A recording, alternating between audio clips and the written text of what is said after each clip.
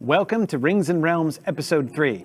This week on the Rings of Power, we got to see Númenor for the first time, which was amazing. We got to meet Eärendil and see him interact with his family. We got to see the stranger begin to learn some English.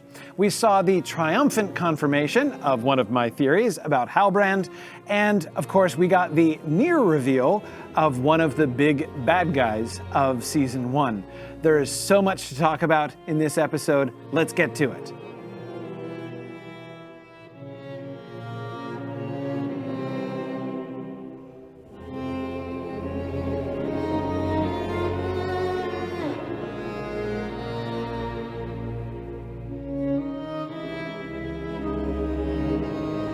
In this segment, we're going to look at some of the internal themes of Episode 3, by which I mean not the ways in which some of the larger themes that we're tracking through the whole season came up in this episode, but some of the ways in which this episode was internally tied together. And I connect a lot of these things to the title of this episode, which was Adar. Now, on the one hand, of course, Adar is the name of the big boss of the orcs, who is nearly, but not quite, revealed to us at the very end of the episode.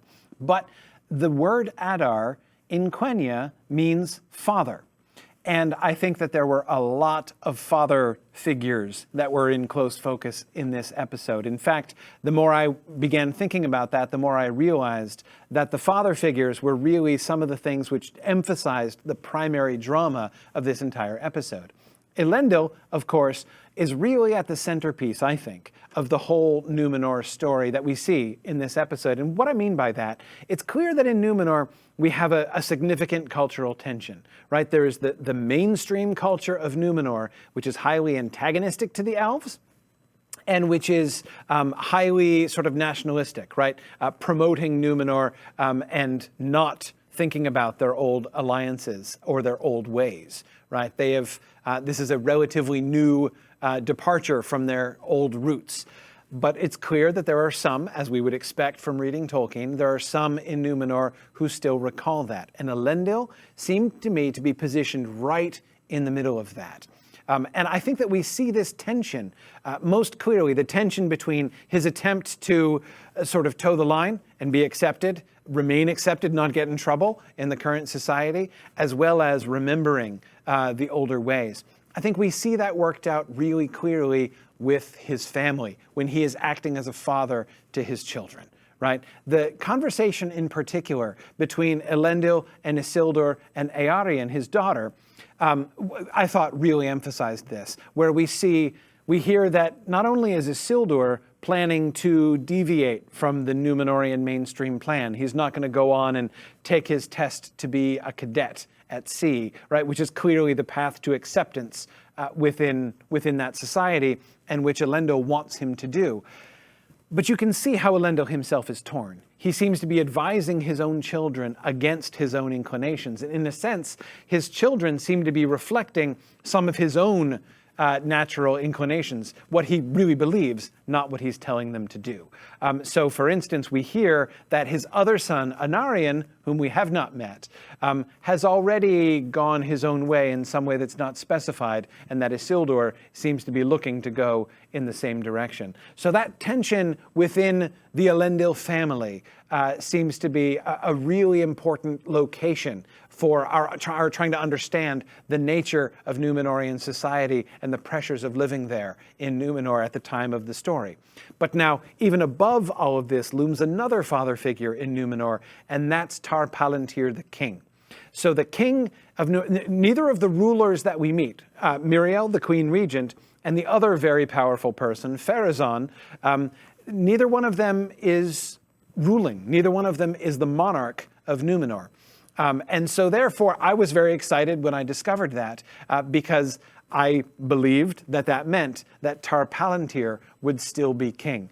Tar Palantir is a very exciting figure in the Númenorian history that Tolkien wrote, because Tar Palantir is the king that tried to turn the tide. Númenor had been in decline, increasingly in antagonism with the elves and rebellion against the Valar, but Tar Palantir tried to turn it around. Tar Palantir becomes king, and he is one of the faithful, and he tries to bring Númenor back, but the whole rest of Númenor resists him, right? And then eventually, when he dies, he is, after his succession, things continue to go sharply downhill. That's what we see in Tolkien's stories. So I was suspecting that Tar Palantir, of course, is Miriel's father in the books as well. So I was suspecting that he was still alive. And of course, in this episode, we learned that Tar Palantir has actually been deposed and constrained, right? He lives in a tower now. And yet, I think we can see his connection with Miriel. Miriel was appearing to be endorsing the public, the mainstream view, the anti-elf, anti-Valar, Numenor for Númenor, concept in most of her speeches. But I think it's pretty clear that she's playing a deep game here and is working with her father to try to move forward the faithful. So I think that's one of the political things we can see happening. But again, the absent, never appeared on camera figure of Tar Palantir kind of looming over the Númenorian landscape, I think was a really, really important figure. Now, similarly, another central figure who did not play the primary role, but who kind of dominated, in a sense, the storyline in the Harfoot story in episode 3 was Largo, with the presumably broken ankle. I'm not a physician and I'm not equipped to diagnose. However, it did not sound good there in episode 2 when that happened. It sounds like he's probably got a broken bone, but he's still, I don't know, he splinted it or something. He's still trying to walk, because if they can't migrate with the rest of the clan, they'll be left behind. And that's the big question, right? The big question that looms over the Harfoot sections of this episode is, are the Brandyfoots going to be left behind? Are they going to be able to go with them? And this is all about Largo. You can see his separation, and through him, their separation from the rest of the clan while the festival is happening. And all of the other Harfoots are out doing their procession and everything. The Brandyfoots are in their wagon, right? The Brandyfoots are aside, talking amongst themselves, worrying about whether or not they're going to continue, whether they're going to be left behind, right? So notice the parallel here. We have one father figure, the king, Tar Palantir, who is like locked in a tower or something. I don't know if he's sick. I don't know if he's imprisoned, but he's certainly sort of marginalized there. And then you have Largo, who's laid up, right, and who is also separated from the rest of his clan. And again, the question there is, are they going to be able to continue? So these father figures play a really interesting role as kind of the centerpieces of their storylines. And then, of course, in the end, we have the orcs and their father figure, Adar, right? And there's a lot of speculation, of course, about who Adar is. This is one of the first major villains that we've been introduced to by name. Many people, of course, are speculating maybe he's Sauron. I don't believe that he is Sauron. My suspicion, because he is called Adar, because he's called father, the orcs call him father, I believe that what is likeliest is that he may be an ancient, corrupt elf. So when Morgoth made the orcs, according to this one theory of the origin of orcs, when Morgoth made the orcs, he captured and corrupted some of the elves, and from those corrupted elves bred the orcs. That's where they came from. So it's possible that one of those original corrupted elves still survives, as why wouldn't they? They're elves, right? And so that might be what we're seeing in Adar, which would explain why the orcs call him father and why they revere him so much.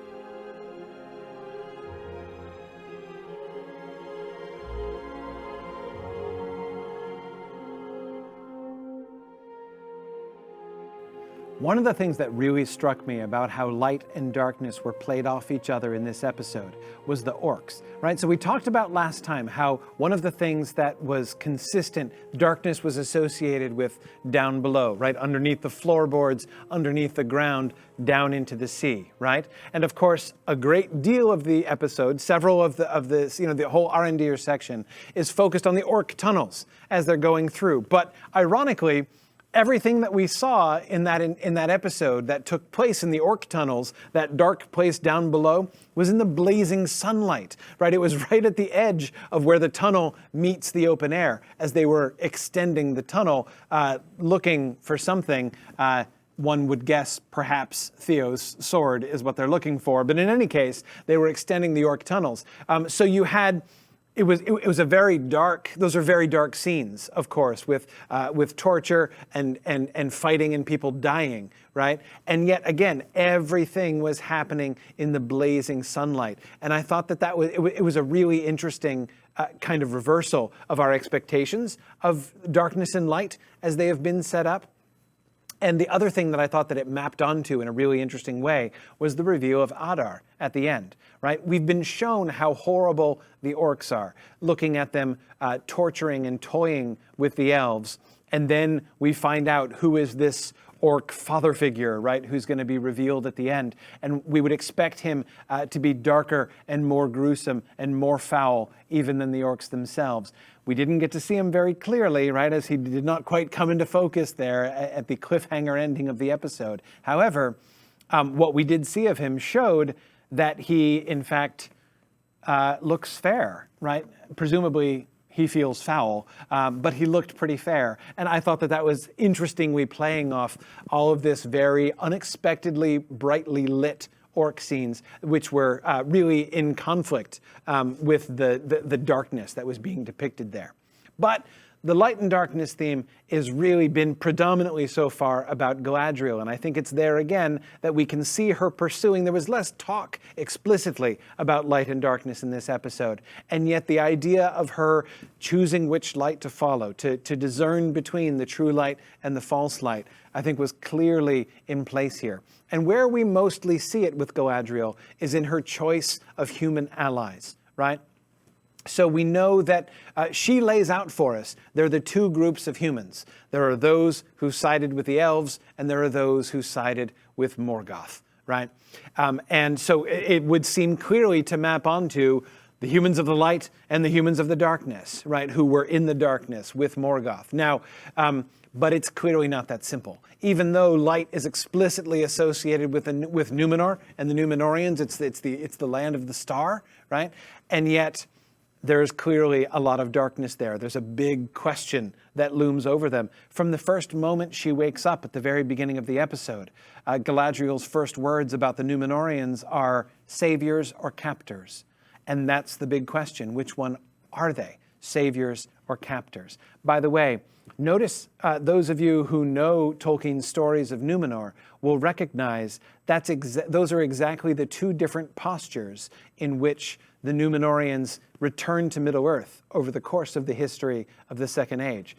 Sometimes they had come to Middle-earth as saviors and were saving the day. Sometimes they came to Middle-earth as captors, taking slaves and bringing them back to Númenor. So it's a really relevant question for Galadriel to wake up and ask about the Númenorians who have captured her.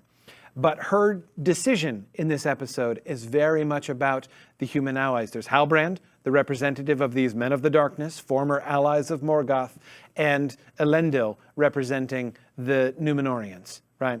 And she has now, in 2 separate episodes, promised that she could deliver an army to take to the Southlands, right?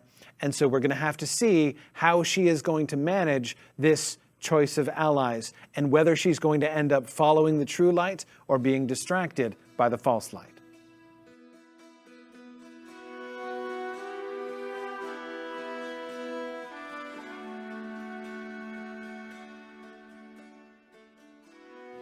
Okay, as I explained way back in the introductory episode, the fall of Númenor, the decline of Númenor, is closely connected with the theme of death and mortality. Now, death and mortality didn't come up a lot explicitly in episode 3.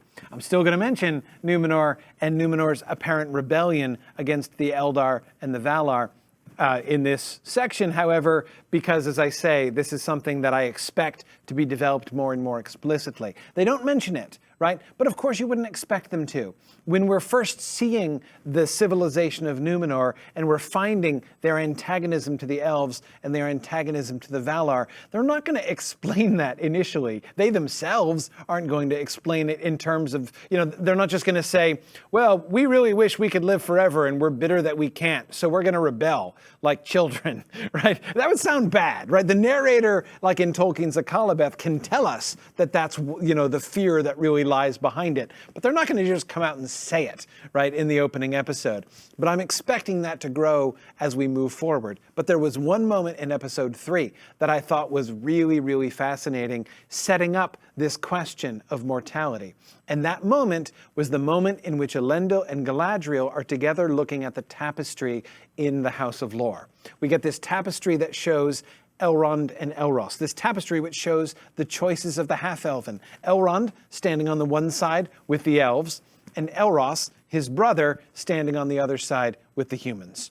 And standing in front of this tapestry, which itself recalls the mixed elf and human background of Númenor in the characters of Elrond and Elros in parallel, are Eärendil and Galadriel. Now they're standing switched. Eärendil is on the right-hand side and Galadriel on the left-hand side. So Eärendil is standing in front of the elf side and Galadriel in front of the human side. Again, demonstrating, recalling that intermingling of the fates of elves and men, which was present at the beginning of Númenor.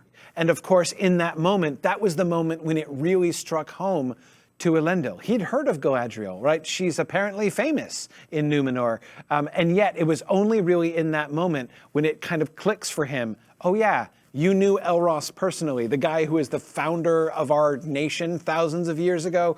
Yeah, you actually knew him, right?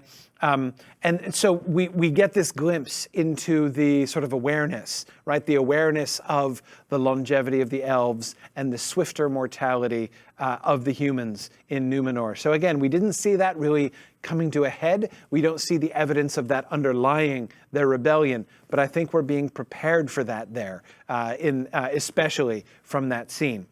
But the place that I found most moving the discussion of death and mortality in this episode was definitely with the Harfoots, right?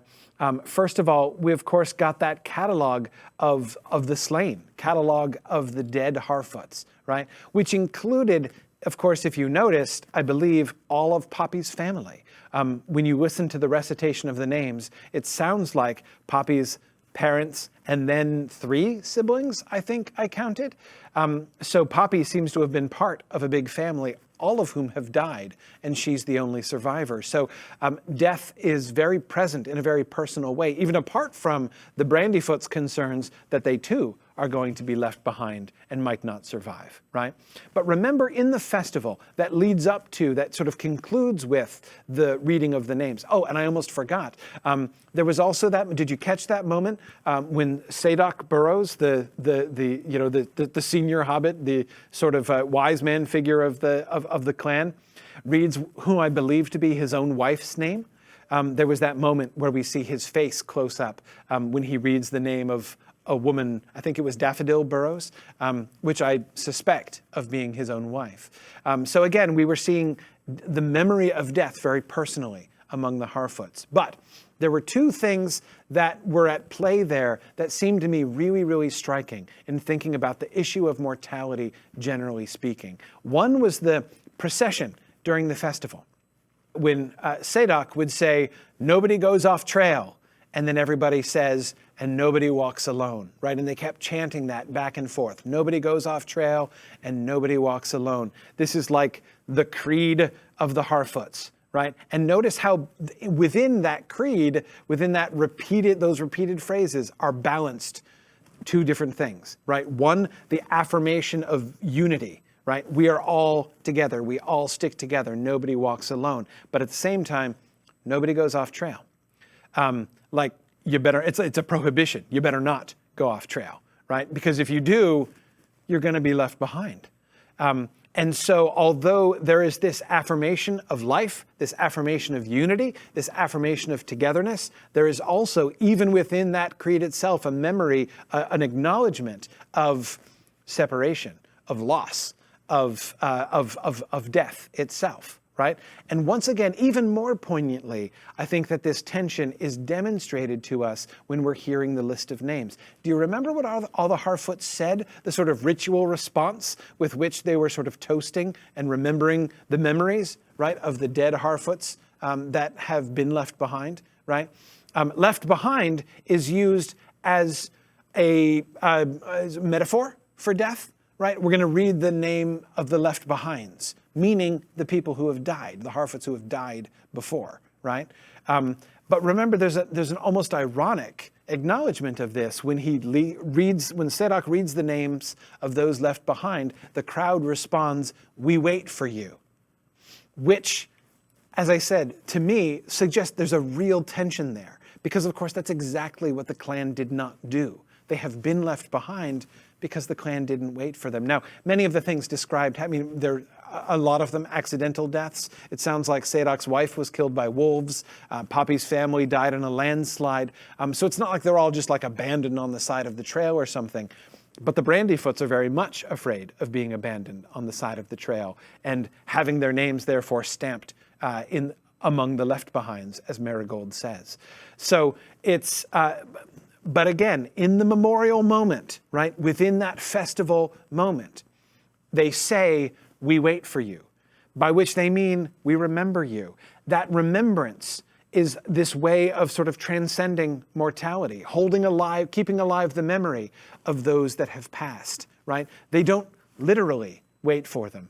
They can't literally wait for them, right? Death cannot be undone, right? Mortality is a reality in the Harfoot's world, and yet there's a desire, right? There's this sort of almost imagined space in which here now in this festival, we do, in our minds and our imaginations, we do wait for you. This longing for the togetherness, that nobody should ever walk alone, that nobody should ever be left behind, and yet the continual reminder that people are being continuously left behind. I thought that entire scene really played out the drama of mortality among the mortal races more poignantly than anything we have seen yet.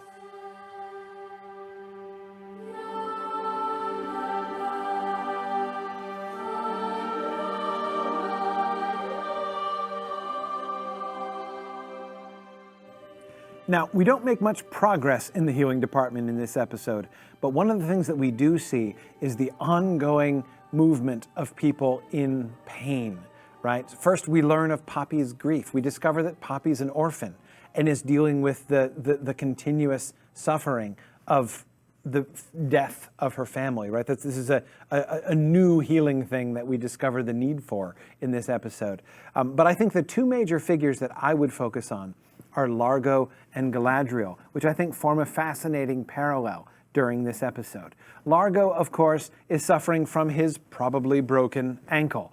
But what we see, we don't see him getting healed. We don't even see him seeking healing. What we see him doing instead is trying to pretend that he's not injured, right? We see him struggling to insist he can walk. He can pull his wagon because he's desperately afraid that his family is going to be left behind, that his whole family could be cut off from the tribe if he can't walk. So he is determined to walk and pull his wagon, even though we see he is not in any way physically capable of doing that.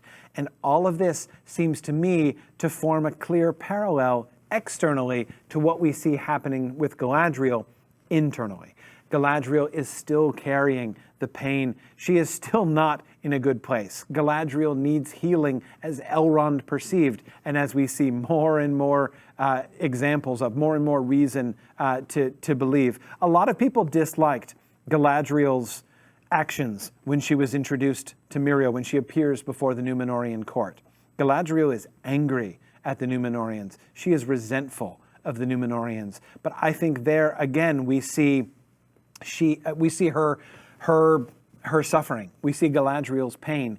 She has been pursuing her quest alone, right? And here are potential allies, people who have the island that they have, people who have the strength and the wealth that they have in Númenor because they were the allies of the elves and stood with them in battle. And now they haven't. Now they've cut themselves off. They could help, but they won't. And Galadriel, the commander of the armies, Galadriel, the one who has been trying to keep this torch alive in pursuing the enemy, who knows how much she has needed their help for a long time, has not forgotten nor forgiven that they've not given this. So again, even her bad behavior, which is admittedly bad behavior before Queen Muriel Regent there, the Queen Regent Muriel there, is definitely an expression, I think, of her ongoing pain. Like Largo, Galadriel is trying to continue, not admitting that she's suffering, not admitting that she really needs healing, and that she cannot pull her wagon in the way that she really believes that she can and wants to show that she can. The last point I would make about healing is a reference that Eärendil made, which came kind of out of nowhere and really surprised me, a way in which the Númenóreans themselves were brought into this healing theme. He tells Isildur that the watery part of the world has great power to heal the deepest of griefs. And Isildur calls him on it and challenges him and says, oh yeah, you mean like it's done for you, right? What it is that Eärendil means, what griefs exactly are they talking about? How and why has the sea failed Eärendil himself, right? That was such a tantalizing moment, a tantalizing exchange, which shows there is also woundedness within Eärendil, right? There is Eärendil himself is in need of healing. We can see his family in need of healing, the tensions among his family, right? And that hint that the sea, which is clearly revered within the standard status quo of Númenorian society, right? The sea is not going to do it, right? The mainstream Númenorian society, the sort of new religion of the Númenorians, is not going to bring the healing that Eärendil really needs.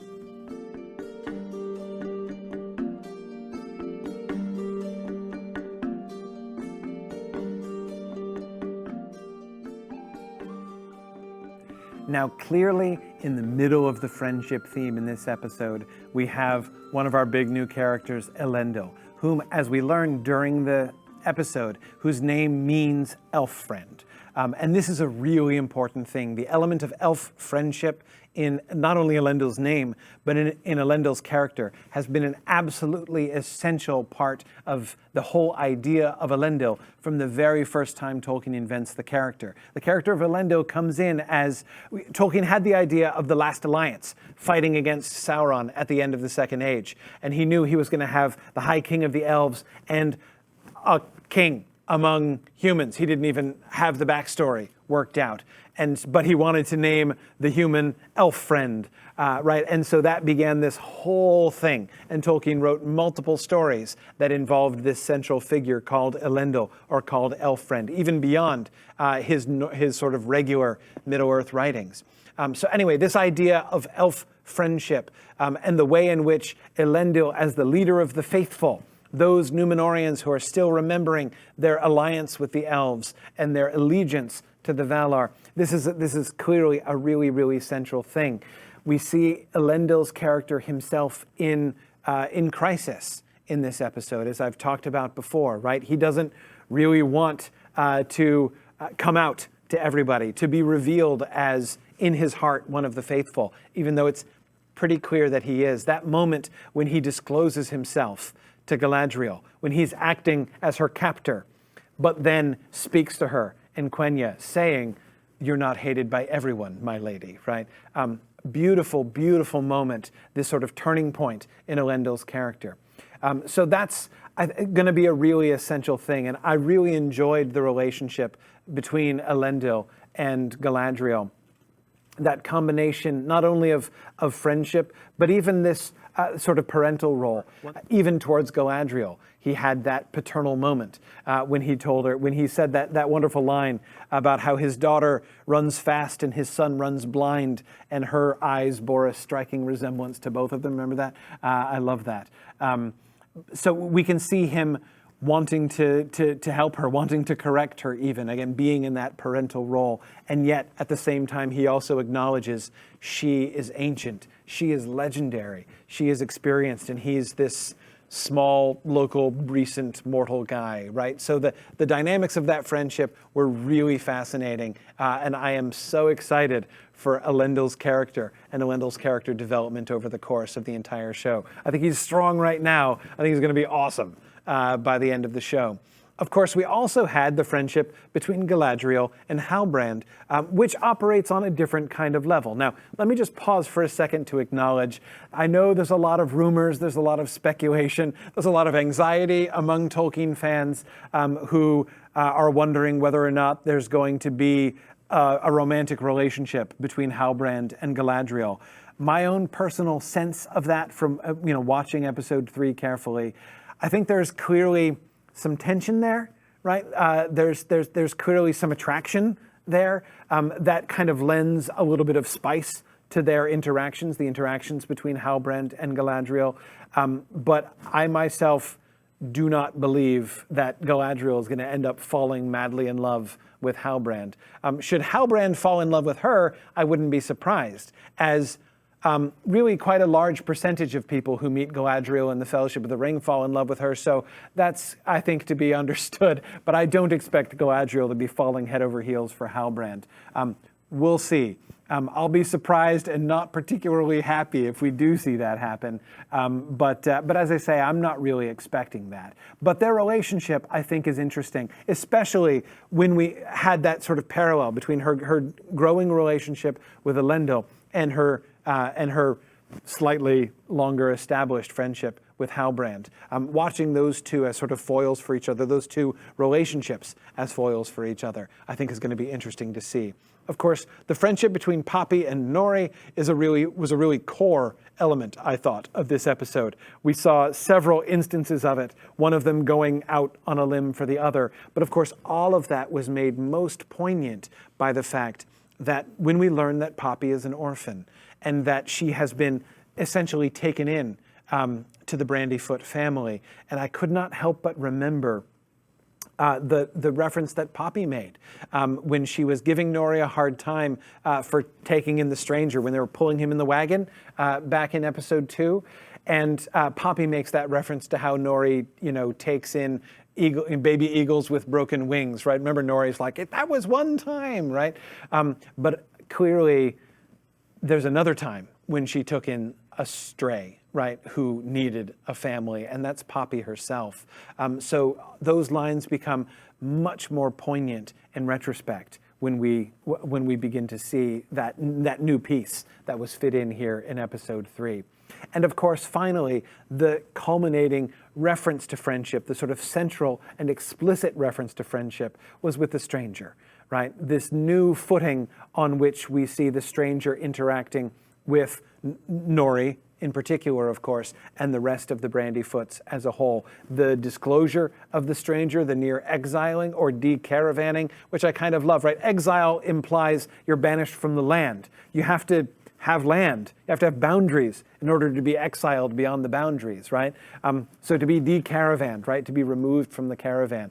I liked the word decaravanned is an awkward word, right? Like, it's not a word that we would normally use, right? But of course, they're not speaking English, actually, to each other, right? What we're seeing on film is an implicit translation of that, right? So I like the idea that the word that is, when they're saying decaravanned, there would have been a word for that in the Harfoot's language, right?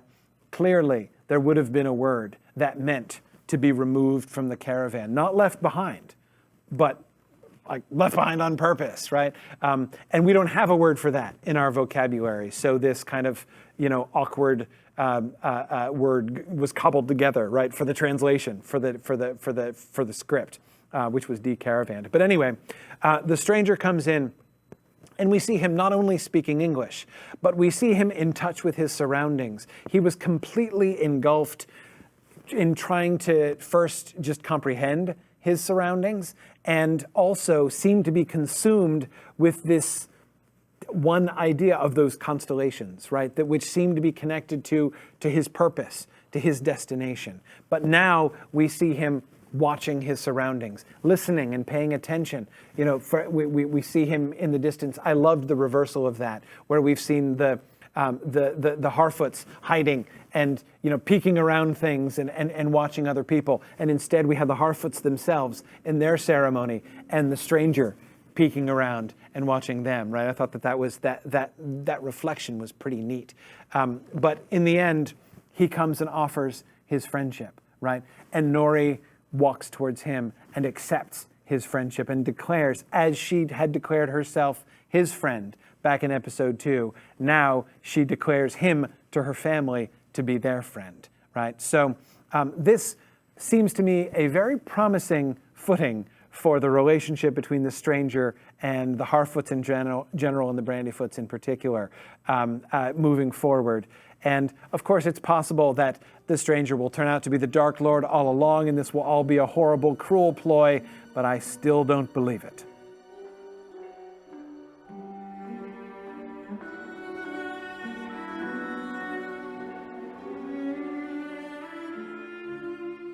Now, there were 2 major references to fate in this episode, and both of them were explicitly playing off a quotation from The Hobbit or The Lord of the Rings, which I was really, really a huge fan of. One, of course, was Galadriel's passionate recruitment speech to Halbrand when she was confronting him with the fact that she knows she's figured out, right, that he is really the heir of the person who brought together the Southlanders. She knows that he should be king.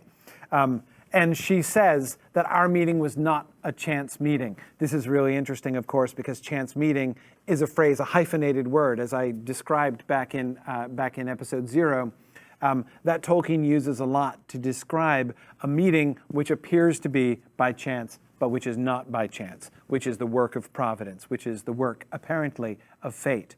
And Galadriel, in fact, dismisses the idea it wasn't chance. It wasn't fate. It wasn't destiny. It wasn't any of those vague words, right, that you humans use to describe something that you lack the conviction to name, she says, right? And then she says, our meeting was the work of something greater. One of the things that I loved about that was it reminded me of Gandalf's words to Frodo in the Fellowship of the Ring in chapter 2, at the beginning of the Fellowship of the Ring, when he tells Frodo that he was meant to find the ring, that there was a greater power at work there. And the thing I love particularly is that Galadriel, on the one hand, says, hey, you humans are afraid to name the power that is actually moving here, and then she doesn't name the power either, right? She just says something greater. And that reminded me very much of Gandalf, who says, I can put it no plainer than to say that Bilbo was meant to find the ring. And it always makes me laugh. I'm always like, Gandalf, you physically can't be any plainer than that. You could actually say what the power was, but he doesn't say, right? And Galadriel dodges it in the same way. And that sort of made me laugh, remembering Gandalf.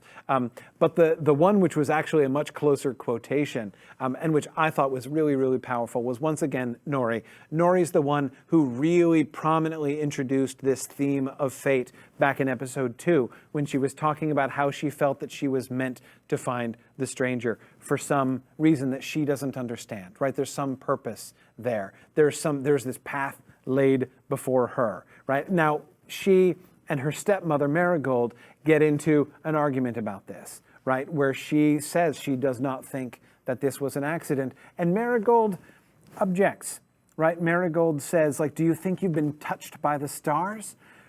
Which is ironic, because of course the stranger fell from the stars and it was Nori who touched him, right? So if he's come from the stars, she wasn't touched by the stars, she's the one touching them, which again, I found kind of delightful. But in any case, Marigold challenges this.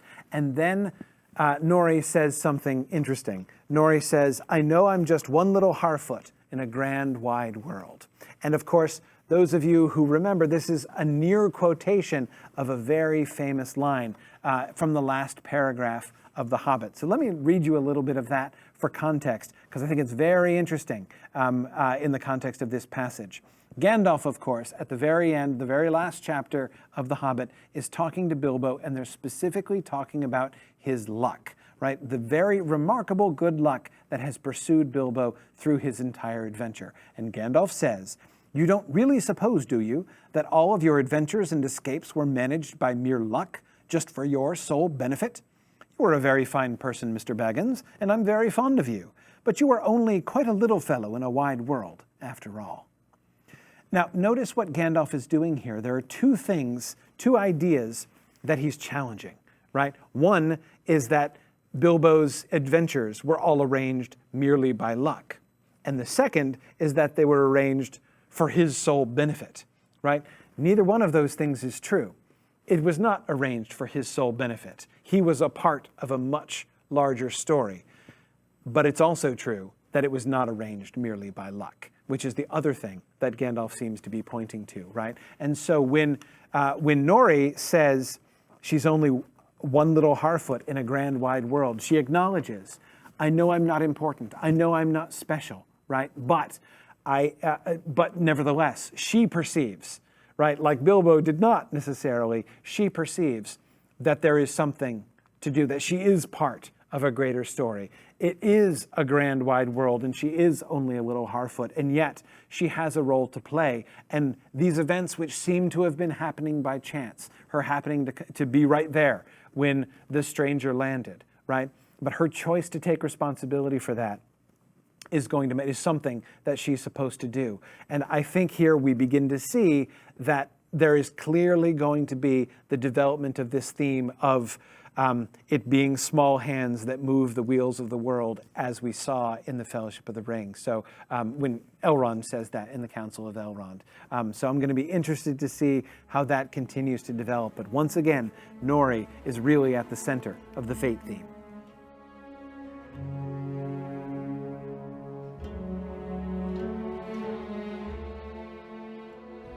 Hi.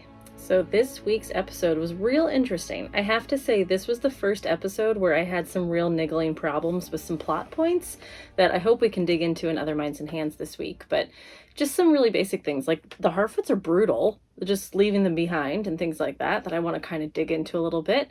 I was really surprised by the unobservant elements of the elves. They were up in that tower watching the world for so long, but they didn't notice the orcs completely clearing a highway of trees.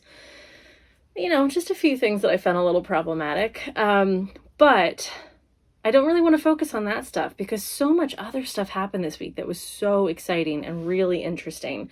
And there's going to be a lot to piece together, but, you know, we only have a few minutes here. So the thing I want to talk about today is world building, which I've mentioned before. And I know Corey's discussed as well. So I want to talk a little bit about world building using Númenor as kind of our lens for that. And then I also had a question in our Twitter Spaces show last week, or maybe it was Other Minds and Hands, about real life elements imported into film. So how do filmmakers manage that? What do they make it look like? How do they make that happen? So I'll touch on that one first. So a couple like real life elements, things that you're probably really familiar with is lens flare, right? We hear about that one a lot. You see lens flare in a film, and that is to give it kind of the reality that the sun coming through the lens of the camera is making a reflection back at you. So it brings real life into the screen. We see it most in J.J. Abrams' Star Trek. That is where it got its notoriety, perhaps, is the right word for that. But we have seen lens flare in this as well, and I noticed it when they were horse riding in Númenor this time. So it was just a moment where you're like, oh, there's, you know, imported into the scene to make it seem more realistic. There have been a few other examples of this as well. In episode 1, we had blood splatter hitting the camera lens, hitting kind of the fourth wall when they slaughtered the snow troll. So we saw that kind of backfire and hit the camera. Excuse me. And that just kind of brings you into the story. It's a technique used by filmmakers to make it seem like you're really there. I also noticed it when we got our first look of Isildur on the ship. It was about 15 minutes in, I think, when he was training for the Navy, and a spray of ocean water came up against the ship, and we saw a rainbow in the ocean spray. And obviously you wouldn't actually see that on a set unless the sun was hitting it the right way. So that means it was added afterwards. And that was just a nice little moment to bring reality into it, because if we were out into the sea, we would see rainbows reflected in sea mist. So it's just these nice little ways to kind of tie real life into the story, but also make it feel like you are closer, you are in it, you are part of that story. You could feel the mist, you know? It just makes it a bit more realistic. So there's some real world elements about a kind of breaking that fourth wall to bring you into the story a bit more. World building is the thing I really want to focus on. I thought this episode was glorious in that, specifically for Númenor. So when we say world building, what that means is creating this fictional world. It's the elements of that world that make it understandable, believable, and livable. So when a fiction writer is world building, they're not just creating their characters in their house in the forest. They're creating the characters who live in a society, who have grown up with societal pressures, who have grown up in a certain class or sect or role that may define who they are and they have to break out of. It would be influenced by things like economics, politics, religion, government structures. So it's a real societal take of a creative process. It definitely includes history and culture and politics and religion, but it also involves like culture and architecture and art and beauty and just all of these things that develop a world. How one views their world can be seen through so many different lenses. If I'm looking at it through the eyes of like a producer of a travel show, I'm going to think about what visuals, what landscapes, what buildings, what food, what are the musics that one would hear walking down a street. I would build my world visually and culturally and communicate that way. If I'm a creative writer and I'm building a world from scratch, like Númenor, and I know it's not completely from scratch, we have some excellent building blocks from Tolkien, we can bring in a lot of influences to help flesh out that world and make it more believable. So I loved the presentation of Númenor for a lot of different reasons. One, because I didn't think I'd ever get to see it on film. So it was just bliss to just find myself there. But then upon rewatching, there's so many other things you start to pick out of that. So in terms of filmmaking, I loved the approach. We wake up on a ship. We don't quite know where we're going. He says, you'll know soon enough. We're almost there. So, a little bit of tension, a little bit of anticipation. Then we find ourselves down a very narrow channel. We can't see anything yet. It's still quite secretive. And then we see these heads carved into the stone popping out, which I loved because it reminded me of the ruined heads in Peter Jackson's films when they were approaching Gondor. And Gondor was modeled after Numenor, wasn't it? So we have this kind of beautiful architectural nod to what came before, both filmically by nodding at Peter Jackson's films and within the story, so nodding to Númenor and Gondor having that connection. So I loved seeing those faces and seeing that heavy carving. Then we approach the bridge and we see the boat just fit through there, which my partner was concerned that was a little bit too close for comfort, and I thought that was a beautiful feat of engineering, that they built their ships perfectly to fit through that bridge, or vice versa. They built the bridge to fit the ships. I also loved the shape of the ship matched Aragorn's crown in the end of Return of the King. So that was quite a nice little nod as well. And I assume there's quite a bit of influence from Alan Lee and John Howe with that one. So I loved those kind of nods. So then we get through the narrow channel and the world opens up. And those two shots, there were many shots of Númenor, but those two shots where we start here and then we go here and we get that huge, beautiful establishing shot were just so impactful. I really loved the approach. We're like, we're in the island kingdom of Númenor, and then you see it around you and you can take in this island nation, and we see the docks and the ships, and we can hear the sounds of the water and a busy boatyard and things. And then we pan back, and I don't know how to describe it. It was almost like Rio de Janeiro, where everything is built into these lovely little valleys, but with an incredible Roman feel, right? I mean, people have zoomed in on different parts, and we saw a hippodrome. The architecture is really reminiscent of Roman and Greek architecture, so I quite liked that illusion. It reminded me of Atlantis, or what one would picture and has seen in concept art of Atlantis. So it's okay to have those associations as well, to be like, this is an interesting civilization. It reminds me of. So then I have this ground level foundation of perhaps it has similar governmental structures, similar religious, similar arts, theater. We know a lot generally about Greek and Roman culture, and most people do, right? There's some kind of general community understanding of those cultures. So having that as a baseline, I thought was really strong and very powerful. but also just beautiful. It was so well done. And then later on in the episode, we get the night shot of Númenor with all the lanterns lit, and it looked like a living, thriving, incredible city. Seeing a city at night is always one of my favorite things, and seeing it on film is really difficult to achieve because of the lighting. But they did such a way that it felt really warm and thriving and alive. So really enjoyed that. Also liked the things that we saw after that point. So then we saw Isildur in his uniform for the naval cadets, and it looked very Roman. So there's another association with that. But then we also understand there's a navy. There's a armed forces structure within this. They are auditioning. They are trying out to get these roles within the sea crew. We also have the court, where we see the regent and the consul with his medals, which we now know are part of the guilds, aren't they? And the daughter was accepted into the Builders Guild as an apprentice. So there are structures within that. There are training programs professionally to become part of this community. Governmental wise, we know that there is a regent, so that makes you think, ooh, somebody else is in charge. We then learn that that person was removed because of their love of the elves. Ooh, we don't like elves in this world. Well, that's interesting too. Especially after building off of the conversation we had with Leif McPherson, the dialect coach on our Twitter Spaces show last Friday. She was telling us about how the word Numenor was pronounced differently by different people in this episode, and how Galadriel says it like an elf. And everyone else says it like men from Númenor, who it's quite a political decision to not use the Elvish pronunciation anymore. So for them saying it the way that they say it, they're kind of throwing off their history and saying, no, this is a kingdom for men. You are not welcome here, no mo. And I thought that was great, especially having that extra information from Leith. And then we continue to build out in little ways, in really lovely little ways. We have the painting in the Hall of Lore where we see Elrond and we can see her association with it. So you get this backstory of Galadriel alongside world building. So we see that at one point they valued their relationship with elves. They painted this mural. They have these scrolls, this library, which must be extremely well organized, because how quickly he found the information that they needed was very impressive.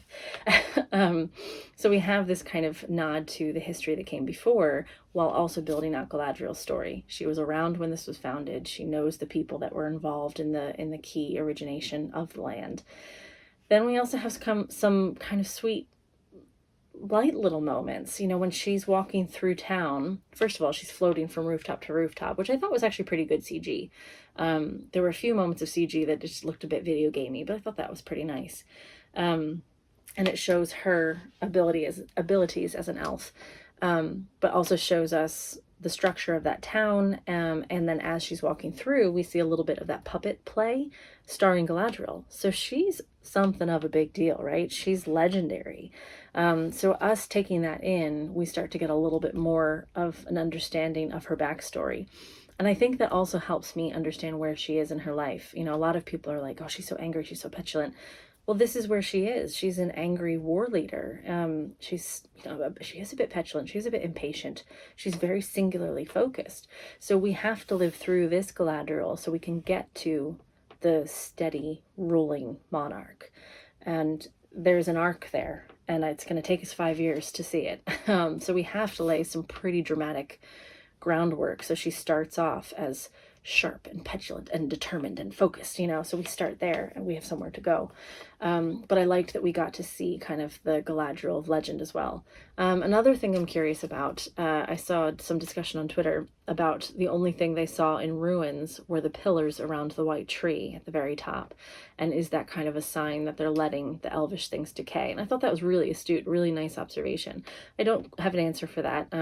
I want to zoom in on more parts of it and see if we can see ruins elsewhere, because I'm going to guess that there are ruins somewhere. If this is such an ancient world, it would be quite telling if all of the elvish elements were in ruins and everything else was generally kept up quite well.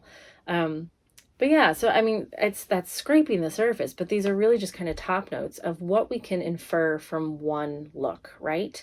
From this one moment in Númenor that I'm going to say, yes, we spent a fair few minutes in Númenor in this episode, but we probably have a 1 to 2 minute overview when they first enter and through the point where they get to the court. And then maybe another 30 seconds later on with the puppets and the guilds and things like that. from that short amount of time, we get an idea of governmental structure, politics, art, architecture, clothing, influence, history, aspirations, gender roles, economy. You know, there's so many things that we were able to infer from just those few visual cues to kind of bring us up to speed with what this Númenor is, and where our characters will fit in. So there's a lot of stuff coming up here that I think is really interesting, but I'm just going to focus on those filmic bits for us for right now. Thank you so much. I look forward to next week. Please keep your questions and comments coming in Twitter or on our YouTube page. We keep an eye on both of them, and very happy to bring that into our discussion. But thank you very much.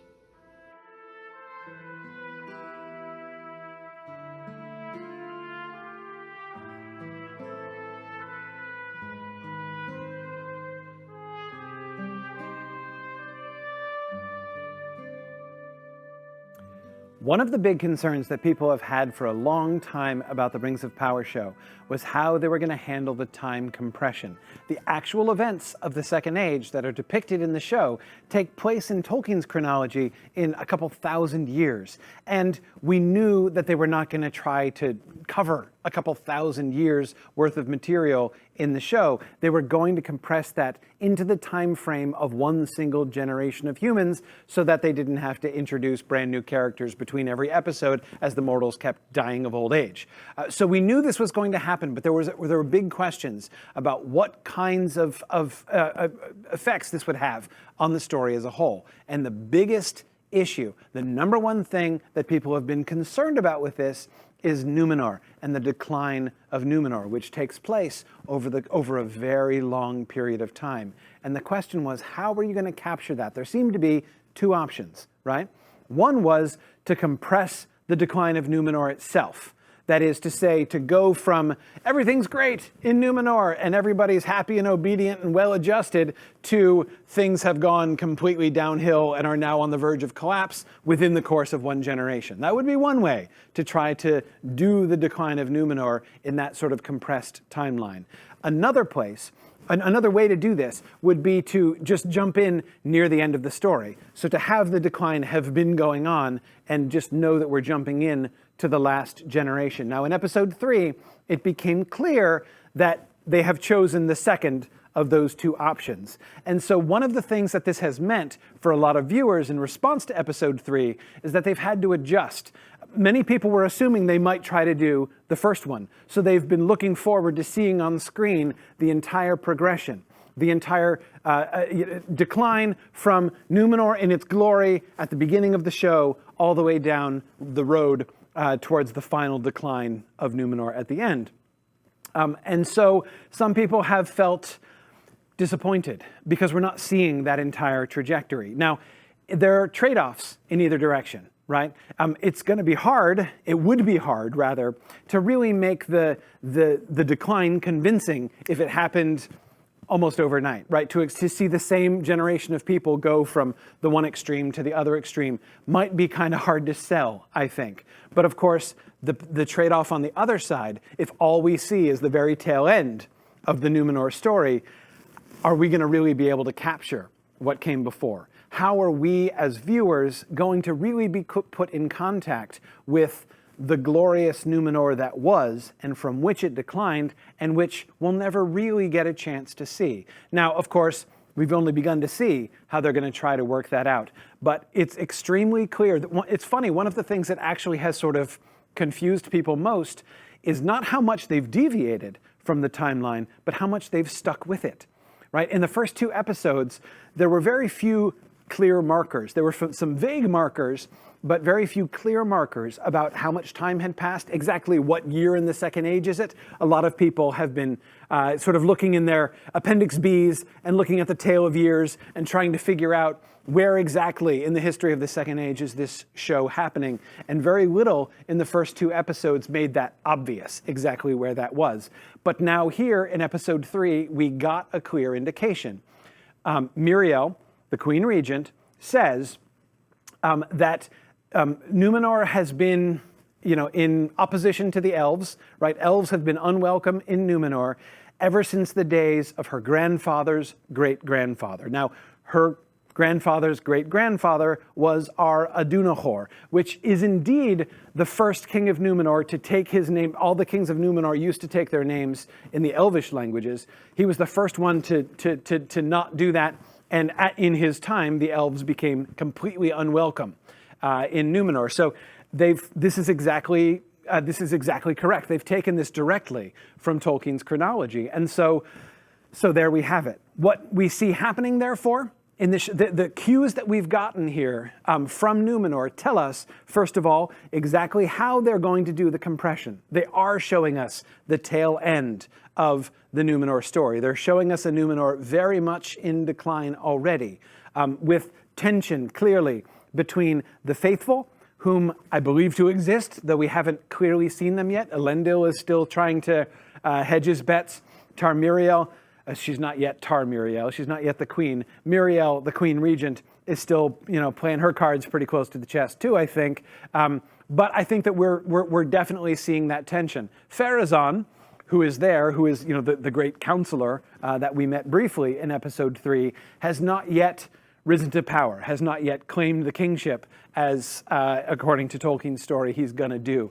So we can see where that story is positioned in relationship to Tolkien's works. But we have to keep in mind, this doesn't mean that we need to go back to Appendix B, go back to the Tale of Years, and insist that everything in the Tale of Years should happen in the same order. It is clear that although the Númenorian timeline does seem to be largely preserved from what Tolkien described in his books, nevertheless, the rest of the timeline has been shifted to move everything forward. The Rings of Power were fashioned a long time before the decline of Númenor got to this point, long before Isildur and Pharazôn and Eärendil were alive, right? But all of those things, so the forging of the Rings of Power, the forthcoming war with Sauron, I think we can all see that there's going to be a war with Sauron coming, right, sooner or later here. All of those things are being pushed together to the end, to those latter centuries, the last little chunk of time there in the Second Age. And so I think it's pretty clear that we can see what's happening. This has been an adjustment for people as we have finally gotten some information that helps us to make sense of how this chronology is working. It seems to me to work relatively well. We need to be flexible in order to sort of let things unfold. Remember that in the Peter Jackson adaptations, we were also asked to be flexible, right? To forget about the fact that there was supposed to be a 17-year gap between when Frodo got the ring and when he went off on the quest, right? That Gandalf was supposed to have not known about the Nazgul coming to pursue Frodo before he goes herring off to Isengard in order to consult Saruman, right? There are several things in the sequence of the Peter Jackson films which deviate from the sequence of events in The Lord of the Rings.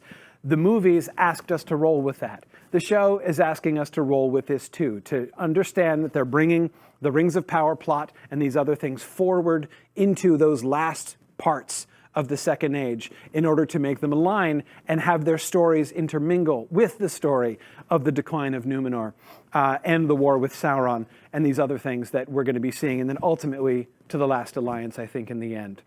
So I think it's fairly clear now how things fit together, and I think we can be okay with it as long as we can be a little flexible.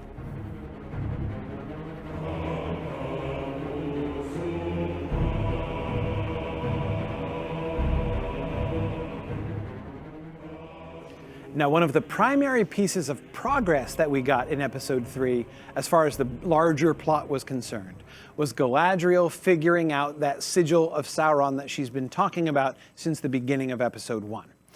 And not only does she figure out what that, well, first of all, let's talk about what that is, right? Because there's one thing that I've seen some people comment on, which I think is not quite fair. And that is people saying that, like, well, the sigil is obviously Mordor. It's obvious to everybody in the room except for Galadriel, right? And so supposedly all of the great lore masters of the Second Age can't figure out, what people on the internet figured out in 15 minutes, right?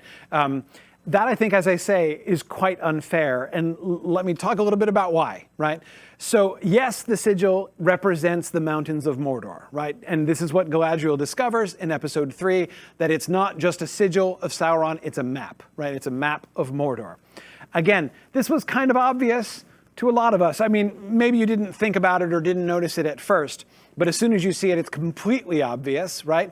And why? Because we're used to looking at the map of Mordor, right? That mountain range with its peculiar little, sort of letter C shape, right? And with Mordor in the middle. But what's more, we know that Sauron is associated with Mordor, right? We've been raised on the Lord of the Rings. We have this clear and absolute association between Mordor, knowing what it looks like on a map, and Sauron, right? But we have to keep in mind, in the Second Age, nobody knew this. Sauron had never established his home in Mordor. He had never yet established that as his center of power. So no one in the Second Age had the least reason to connect Sauron, the lieutenant of Morgoth, with that particular patch of real estate, right? That means that we, as viewers of the show, have a significant advantage. We know way more than the people in the story, even the great lore masters in the story, because we know the future. We know what Sauron is going to do in Mordor. And this, by the way, is something that Tolkien does a lot. Tolkien uses this strategy a lot. Very often, when we're reading The Lord of the Rings, we know more than the characters know. And sort of playing on that tension is one of the ways that Tolkien's story works. So I don't object to that similar kind of tactic being used in The Rings of Power. Anyway, but that's not the big problem. Here's the really big problem that left a lot of people confused after Galadriel explained the records that she found in the House of Lore, explaining that sigil.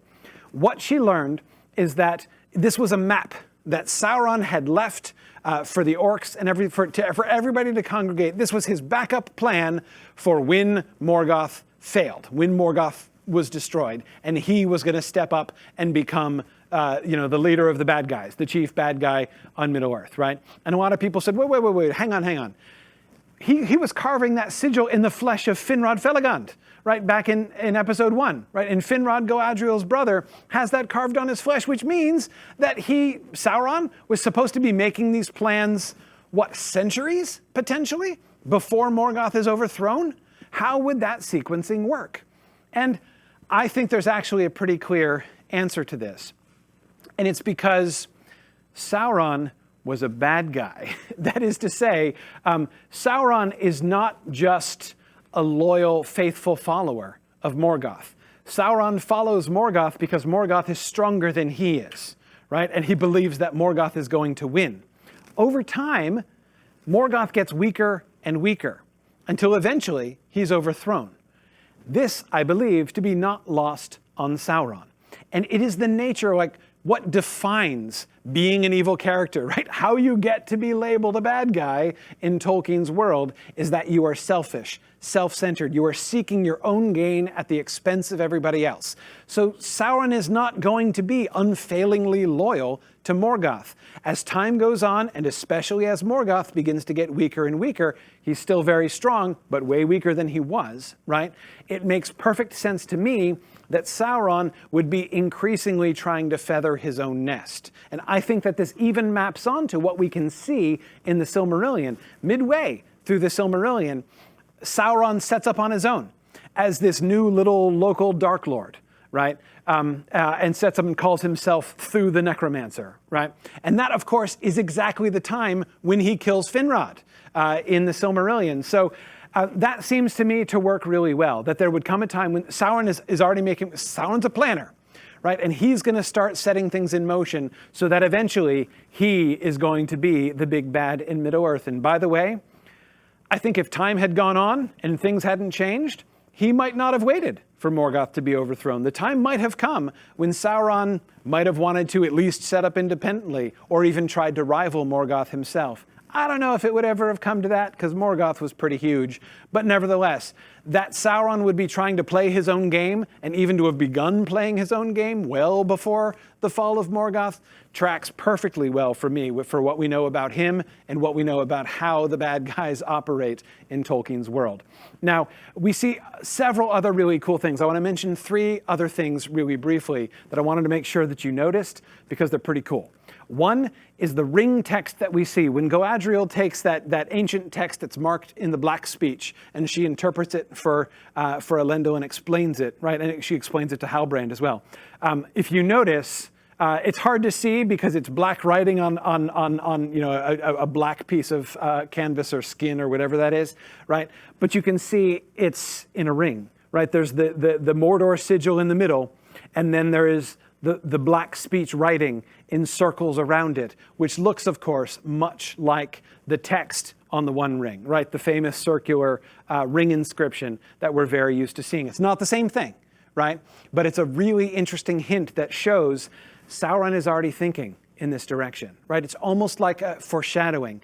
The kind of domination that Sauron has in mind, that he already has in mind in the middle of the First Age, right? This is all leading towards. It's going to merely achieve its culmination in the making of the One Ring. It's like this whole plot about how he could establish his own power, how he could get to the top of the heap through his Rings of Power gambit, right? Has been really brewing in Sauron's mind for a long time, and I really loved that reference. Another thing that we see is the blood oath that Halbrand refers to. This is one of the things I'm going to be really interested to see. He says that his ancestor took a blood oath to Morgoth, right? But it's clear that his ancestor comes from somewhere in the greater Mordor region, right? And I'm going to be interested to see how that blood oath plays out. Oaths, as I've mentioned before, are very, very important in Tolkien's world, and they tend to be binding, even if you take it back, right? Even if you try to deviate from it, sometimes it will not let you go. Is it transferable? Was Sauron involved in the original blood oath? I'm going to be really interested to see how that's going to play out. But here's the coolest thing that I've been thinking about most ever since I saw this episode. So you remember, in the sigil as we've seen it, like say the sigil that we see on Finrod's flesh, right? You can see the curve of the mountain ranges. You can see, and then you can see a horizontal line through it, right? At least what looks like a horizontal line. But when we see it more closely, we can see there's a little peak, right? A little mountain peak where Mount Doom should be. And a lot of people noticed that. A lot of people really paid attention to that because that's very noticeable, right? It's clearly very important. But when we see the version of the Mordor image, right, of the Mordor rune that Galadriel has drawn on a piece of paper, right, in clean lines, black on white, and we get the thing that looks like a letter C, which is the mountains. We get the clear one peak inside the middle, which is Mount Doom, but there's another mountain on the other side of the mountains, symmetrical with Mount Doom, with the mountains in between. The sigil of Mordor, which is Sauron's plan, which talks about the center of power he's going to set up to, that all the bad guys should come to, includes not only Mordor, as we have come to know it, not only Mount Doom, which of course we expect to be the center of his power, but also another mountain on the other side. What mountain is that? We know what mountain that is. There's only one mountain that it could be, symmetrical, on the other side of the mountains. Mount Mindalluin, I suspect, where Minas Tirith is built, right? Both mountains seem to be part of Sauron's original plan. And yet we know that in the future, the children of Eärendil are going to build their city on that other mountain, right? Which suggests to me that in the Rings of Power show, they are setting up, possibly for very long in the future, by the way. This might not happen until season 5, but they're setting up this really cool thing where the establishment of the Kingdom of Gondor is not only to attempt to defend against Mordor, to be a wall to prevent the armies of Sauron from moving any further west than the Anduin, right? It's not just that, but that they're actually occupying and preventing, they're occupying that mountain, one of those two mountains, and preventing Sauron from completing the building of his power. It's almost like the Gondorians have arrived and they've bought up Park Place so that Sauron can't build a hotel on Boardwalk, right? I mean, it's almost like how it seems to work. I'm really fascinated to see this work out. I was so excited to see that other mountain on the other side, and I'm going to be really excited to see the final results of this. As I said, we might not see it for a long time, but I think it's going to be really cool when we do.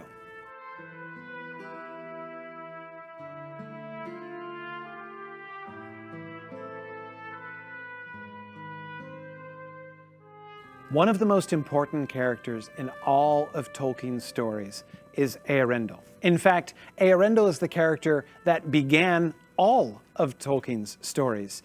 He came across the name of Eärendil in an Old English poem, and he loved the name, and he began to invent stories. He wrote a poem about this mariner and among the stars. Eärendil was associated with the stars from the beginning. So the story of Eärendil goes like this. Eärendil is who brought about the end of the First Age. That long war between the elves and Morgoth that Galadriel talks about was going really badly, and the elves were being ground into the dust at the very end of the First Age. Eärendil, who is descended from both humans and elves, decided that he was going to take it on himself to sail to Valinor and beg for the pardon and the help of the Valar. And he did this with one of the Silmarils on his brow, the one Silmaril that was recovered from Morgoth. And he bound it to his forehead, and he and his wife sailed in his ship and made it across to Valinor, and they came to the Valar and asked for their help, and that's when the Valar sent their armies to rescue the rest of the elves and the allies of the elves and defeat Morgoth and come and bring the war and the First Age to an end. Eärendil then, after his intervention, he never returns to Middle-earth. Instead, his ship is placed into the sky, and he still has the Silmaril bound on his brow. So the light of the Silmaril shining in the sky on his flying boat becomes the morning and evening star. So the star of Eärendil is a really, really important figure in Tolkien's writing. If you remember in The Lord of the Rings, when Sam is in Mordor and he looks up and he sees this one star shining down, that's the star of Eärendil. If you remember the phial of Galadriel that she gives to Frodo, that crystal with light encased in it, that light is the light of Eärendil, the light of the Silmaril on Eärendil's brow. Eärendil is a really important figure. And of course, he's also, by the way, Elrond's father, Elrond and Elros's father. So in episode 3, this becomes important. We didn't learn anything about him in the prologue, but in episode 3, when we get to Númenor, we encounter Eärendil right away. When we go into the harbor of Númenor, we see this huge statue standing there, and that statue is Eärendil.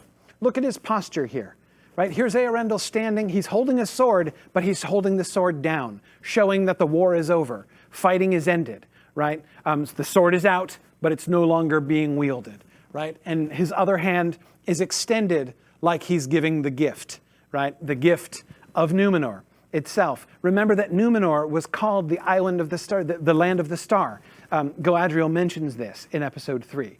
And it was called that because it was by the light of Eärendil's star shining down upon Númenor, like the Christmas star, right? Which guided the people of Númenor when they first arrived, showed them the way to Númenor, and so they named it the Land of the Star. Eärendil is really important, in addition, of course, because as I said, he's the father of Elros, who is the first king of Númenor, and the brother of Elrond, who, of course, is still around.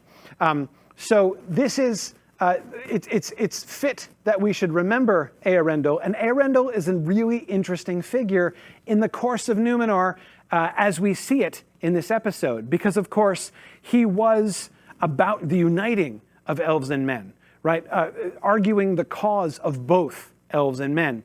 And now, of course, within Númenor, they have fallen away from the heritage of Eärendil, and now the Númenorians are separating themselves from the elves instead of joining together as Eärendil did. Now, there's another place in this episode where we got a reference to Eärendil, and that, surprisingly, was among the Harfoots. When the stranger is revealed, right? When the stranger blunders into the camp in the middle of the festival and all of the Harfoots see him, Nori clearly has told, she tells it off screen, right? She has told the story of how she discovered the stranger. And Sadok says, I have never heard of stars becoming beings, right? Stars descending and becoming beings. He says, I've heard of beings becoming stars, yes.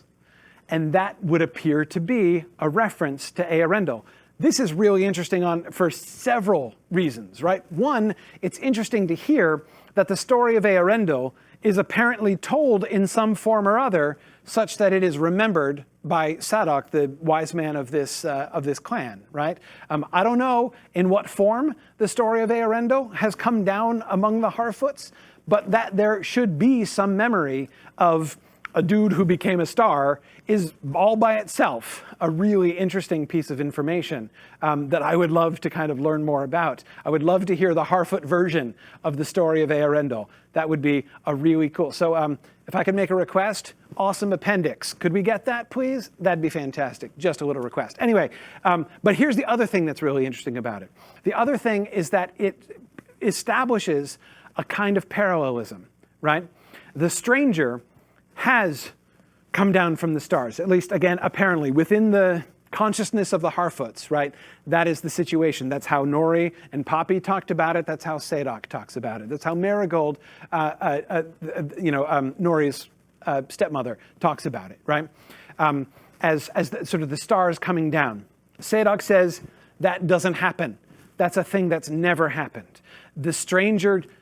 What happened with the stranger is something which reverses the natural order, reverses the legendary order, right? Even the legend of Eärendil itself is now being played in reverse with the stranger coming down. So what does this mean? For Eärendil, the moment when Eärendil, who was a being, to use Sadok's term, who became a star, right, was the turning point, was the place where hope entered in, right? The star of Eärendil is called the Star of High Hope. So is the coming of the stranger to the Harfoots, is it parallel? Are we supposed to begin to suspect that the stranger, the arrival of the stranger here is also, in a different way, the arrival of hope, right? The hope for survival of what's going to be coming afterwards, right? I don't really know for sure where the Harfoot's plot line is going, but that parallel is really suggestive. Of course, we have to point out it's an anti-parallel, right? Eärendil went up, the stranger is coming down. Does that suggest that the stranger is different? That the stranger is opposite, right? I mean, you could make the argument if you wanted, I guess, that Eärendil brought hope and rose to the stars.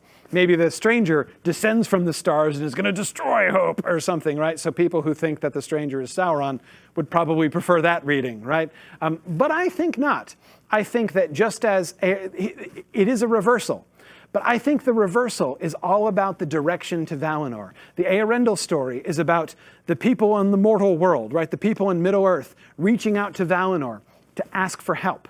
I think that the stranger is about the people in Valinor, right? The Valar in Valinor looking down to Middle-earth and providing it, right? So they're reaching that way instead of reaching the other way. That's how I think the different directions go.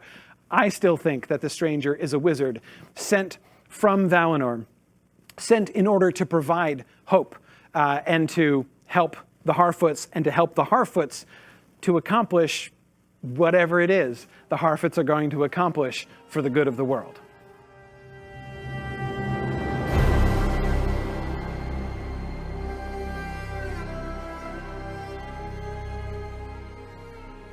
Another comment I got a bunch of times after the first two episodes was, where are the Valar? There were very few references to the Valar, even in the context of the prologue talking about Valinor itself. In Valinor, where were the Valar? Nobody talked about them. Galadriel didn't say a thing about them in the war, or even about the end of the war, which ended when the Valar sent an army to rescue the elves in the war with Morgoth. The elves didn't just eventually win. They got rescued by the Valar. So the absence of any references to the Valar seemed really conspicuous in episodes 1 and 2. Well, the Valar are back in episode 3. Lots of references to the Valar. In fact, one of the themes that I found so interesting in episode 3 was lots of religious reverence all over the place and in different contexts. Let's talk about that and see if we can sort some of that out a little bit. First, Númenor itself is tied to the Valar explicitly and repeatedly during episode 3. when Galadriel is first explaining to Halbrand the history of Númenor, she says that Númenor was a gift of the Valar. Because these men had stood with the elves, they were given Númenor as a gift from the Valar. But it's not just Galadriel who remembers that. Muriel herself, when she's talking to Eärendil, also, she talks about the white tree. And remember that line when she talks about when the petals of the white tree fall? It's like the tears of the Valar. She talked about how the Valar are always watching them. The eyes of the Valar are always on them, right? So there's clearly, even in the consciousness of the Númenorians themselves, a very close link between Númenor and the Valar. And this is very appropriate because, of course,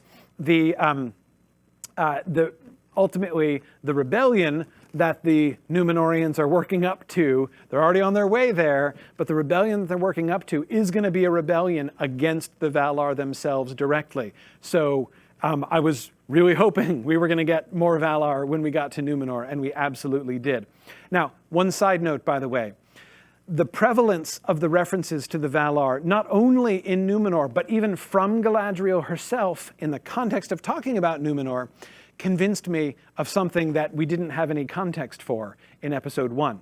And that is, now looking back at that prologue, I find the absence of the references to the Valar very conspicuous indeed. I now rather suspect that Galadriel was omitting references to the Valar because she's, I think, still a bit bent out of shape, right? This, I think, is an expression of Galadriel's own grief and suffering and anger at the Valar. Remember when Galadriel, in her voiceover, talked about the darkening of Valinor, the destruction of the trees. And then she says, but some of us resisted. Right, as we see the desolated landscape of Valinor, and she says, but some of us resisted. And that's when she tells the story of the elves going out and crossing the sea in order to confront Morgoth. And the Valar, the non-reference to the Valar becomes, in my mind, very loud at that point, right? It's almost an accusation. Why didn't you do anything, Valar? Why didn't you oppose Morgoth? Or at least, avenge the destruction of the... Why were you sitting there doing nothing? We took it on ourselves to do what you weren't, right? And so we went over and fought him because you weren't. And that, I think, is where I think that Galadriel has some Valar issues herself there, that we see her, again, kind of perhaps needing to work through that a bit. Now, another note about Númenor, which is very, very conspicuous. Númenor has a very special place as far as like the question of religious things in Tolkien's works. Númenor is unique because in Númenor was the only place in all of Tolkien's writings where there was a place dedicated to the worship of Ilúvatar himself. There are very few places of worship. He describes almost no churches, almost no shrines, anything of that kind, in anywhere in Middle-earth. But in Númenor, there is a place where the Númenorians go to worship Ilúvatar himself. Again, it's the only such place described anywhere in Tolkien's Middle-earth writings. And where that is at the top of the peak of the Meneltarma. The Meneltarma is that central mountain in the middle of the island of Númenor. And at the peak of the Meneltarma is where the Númenorians go for regular ceremonies to worship and thank Ilúvatar and that kind of thing, right? So, knowing this, I found it very conspicuous. You remember when Isildur is on the ship and he's wool gathering, as Sam Gamgee would say. He's not paying attention to what's going on. And there's that moment where he hears a voice. And I don't think it's the sea that's calling to him. Maybe it's the sea, but it doesn't look like the sea. It looks like it's coming from the land. And his name is being called out. It looks like it's coming from the Meneltarma. I'm not sure what that's about, but knowing the religious significance of the Meneltarma, I'm going to be really interested to see what exactly is the voice that's calling out. Whose is the voice that is calling out to Isildur? Now, I mentioned the sea. This was one of the things that I was really blown away by in episode 3. The fact that the Númenorians have this other religious ritual. The way they talk about the sea is really conspicuous, isn't it? They keep talking about the sea almost as if it's a god that they themselves worship. The sea is always right? Really? The sea is always right? That's the slogan, the creed that they keep repeating, right? But then also, remember that scene when Isildur's ship, all right, when he's out with the other cadets, and they come back and land, and they're standing on the shore. They've pulled their boats out of the water, and they're standing on the shore, and they have this ritual moment where they have to stand there looking out to sea, and the shipmaster blows his horn, which is a little conch horn right at the end. So he blows his horn, and they have this moment where they all stand staring out to sea together. Now, careful readers of The Lord of the Rings will remember the analog scene that they seem to be invoking here in this moment. And that is the moment before dinner with Faramir in Henneth Anun, when Frodo and Sam have been captured by Faramir, right, and politely served dinner by Faramir. There's this moment when all of the soldiers stand up and they face to the west and have a moment of silence. And Faramir explains that they're looking towards Númenor, that was, and towards Elvenhome, that is, and towards the far west, towards Valinor, whichever shall be. Right? It is an act of reverence to an acknowledgement of their history, remembering Númenor, and it is furthermore an act of reverence to the Valar themselves. It's a religious ritual that they still practice. These descendants of Númenorians still practice in Gondor at the end of the Third Age. And there in Númenor, here in episode 3, we see them performing a ritual very like that, all rising together and facing the same direction for a moment of silence. But they're not facing west. They're facing out to sea. It's the sea that they're looking towards. Not the Valar, but the sea that they're looking towards. Now, but wait, there's more, right? In one sense, this is weird, or rather it's unexpected. It's not something that's described. This is not what the Númenorians should be doing. They should be remembering the Valar. But of course, it makes sense that they're not, because they're in rebellion, right? We see them in decline. But here's the kicker. They always were worshiping the sea. In a sense, the reverence of the sea is tied in their culture. We're told by Tolkien that this was an important part of their culture. There is one of the Maiar. Remember, the Maiar are sort of the lesser spirit. The Valar are the great spiritual beings that rule the world. The Maiar are sort of the lesser spirits that serve under them. One of the greatest of those Maiar is a female spirit named Uinen. And Uinen is the Lady of the Seas. And she is described as having this super long hair. Her hair extends out and fills all of the oceans, right? And we were told, Tolkien says, that the Númenorians reverenced Uinen almost as much as they did the Valar. They considered her almost as important, as close their ally as one of the Valar. So they did show a sort of quasi-religious reverence for the sea. But it was Uinen. Did you notice in episode 3, when they refer to the sea, they clearly refer to the sea as masculine. It's not Uinen. It's this masculine sea concept that they're revering, right? So at first I was like, well, maybe they just changed that for some reason, right? Maybe, in this adaptation they decided, no, we're not going to go with Uinen. We're going to make, we're going to change that for some reason. But then I noticed something when I was watching the second time that I thought was really cool. There is a statue which shows us that, in fact, the Rings of Power show is not forgetting Uinen. When Galadriel goes to the prison to talk to Halbrand, she sees this statue in the prison. This statue is clearly Uinen. It's a female figure with the really long hair. She's got seaweed in her hair, very conspicuous, and her hair trails down. Not only does it trail down really far, but it merges into the waves beneath them. It's clearly a statue of Uinen, but it's not out in public. It's not in a prominent place. It's in the prison, right? They've taken the statue of Uinen and they've put her underground. In fact, they've put her practically behind bars. We see the statue from behind bars at one point, right?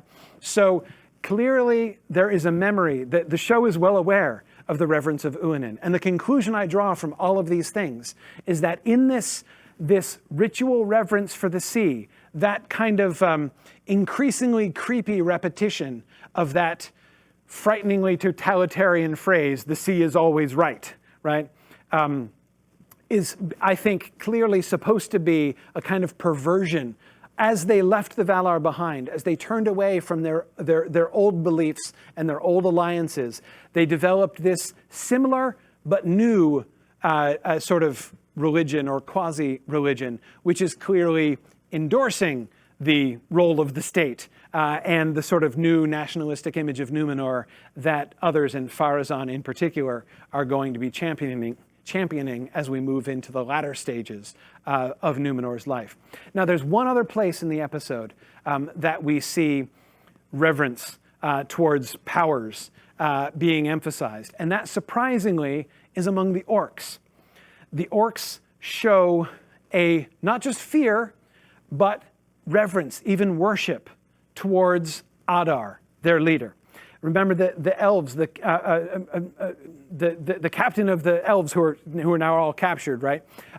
They express explicitly that they've never seen orcs act like this. They didn't know that orcs were capable of reverence, right? And yet we see that Adar himself is clearly being worshipped by the orcs.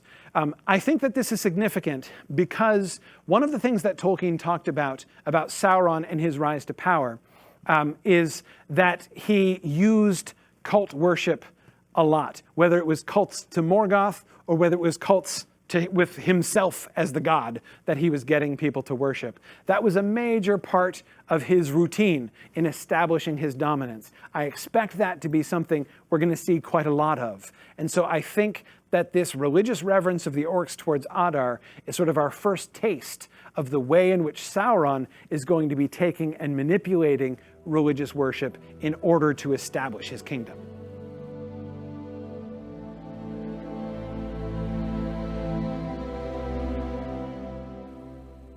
One of the interesting things about the pacing of episode 3 was that they didn't try to squeeze every single plot line into the episode. We only followed a few of them, which means a few of them we learned nothing about. So I am hoping that in episode 4, we're going to learn a lot more about the plot lines which we didn't get anything about in episode 3. This means I'm expecting to hear more from Durin and Elrond, how that little piece of diplomacy is continuing. And maybe this, of course, is going to connect through to Celebrimborr, and we're going to hopefully learn more about what Celebrimbor's plan is, and in particular, why it is that he needs his furnace finished by this coming spring. That line really jumped out in that episode, and so I think we're going to be learning more about that. I think that's got to be important. At the same time, in the context of the larger diplomatic situation, I am certainly hoping we're going to hear more from Gil-galad, and that we're going to learn more about what exactly he knows and what exactly he's up to, because he was an extremely tantalizing figure in episodes 1 and 2.